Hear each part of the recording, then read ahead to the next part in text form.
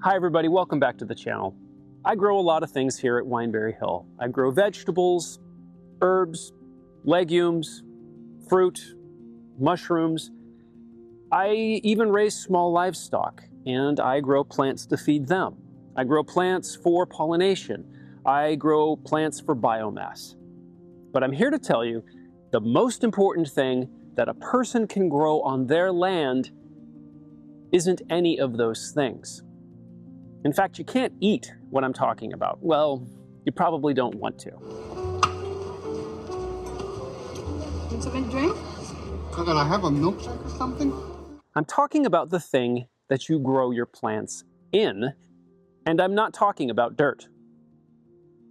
I'm talking about a soil ecosystem, something that is alive, complex, and if you want long-term success growing, well then it is absolutely essential. So soil isn't just the thing you grow your plants in, but in fact, the thing that makes the whole system work. A good quality, vibrant soil is going to retain moisture during a drought and drain excess water during a flood.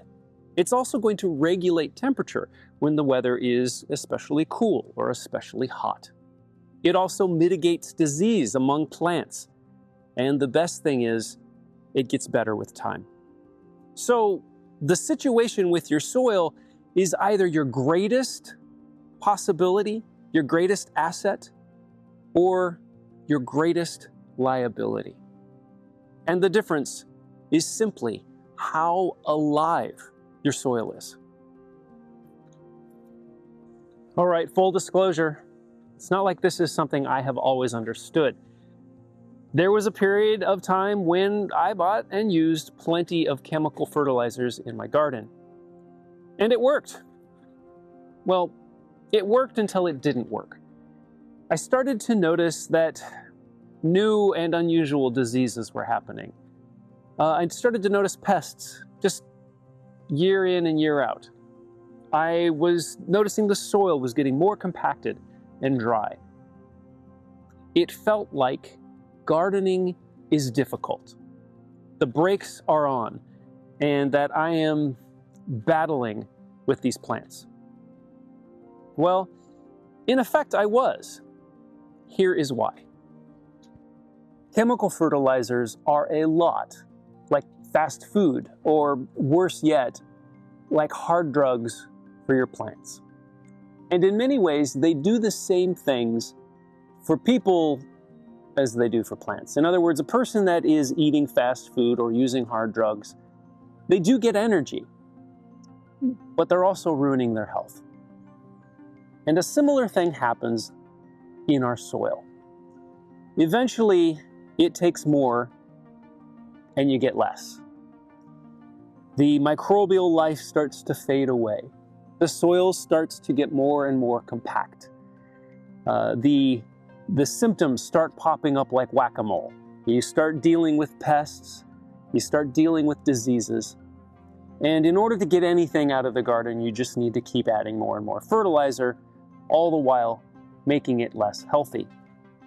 And I don't know about you, but to me that sounds a lot less like gardening and more like maintaining a chemical dependency.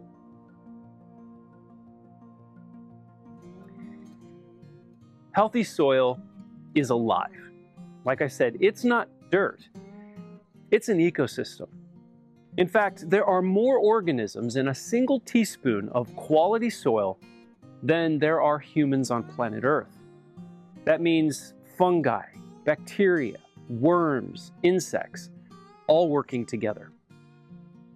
Some fungi make it possible for the roots of plants to network, even over great distances, meaning they can share the nutrients that are needed to combat diseases and pests. So it is its own special kind of intelligence, its own special kind of resilience. Most soil isn't destroyed by accident, it's destroyed by habit.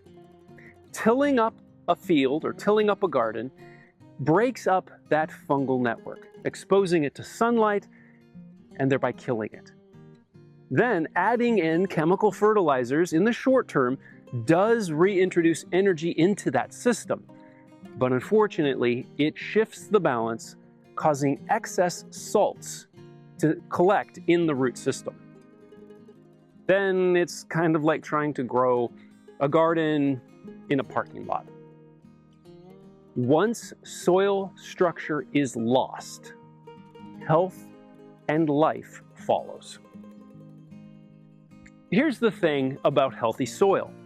It's forgiving. Each layer of mulch, every root left to rot, every season where the soil is left undisturbed, well, it grows back.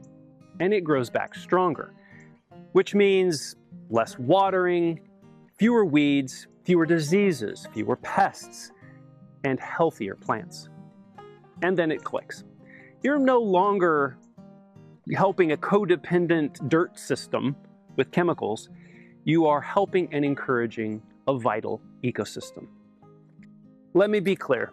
If you're using chemical fertilizers in your garden, you're not a bad person and you're not doing anything wrong. I mentioned at the outset, it's something that I've done over the years in many of my gardens. But there is a better way. And so here is a list of some of the things that I have done to help nurture my soil ecosystem. Tilling is killing. So tilling breaks up that fungal network, and it makes it difficult, if not impossible, for plants to be able to communicate about pests and diseases that they might be afflicted with. It also makes it possible for them to share nutrients. And so when you till, you kill your soil. Keeping your soil covered. So this means some kind of composted wood chips, leaves, a good straw mulch. All of these are ways of making sure that the moisture stays in the soil so that it can keep the plants healthy as well as maintaining temperature. Letting roots die in the soil and leaving them there. This means that there will be plenty of food for the next season for all of the good little bugs that like to eat that. And lastly, fertilize not just the plant, but the soil. And when I say fertilize, I mean adding things like compost.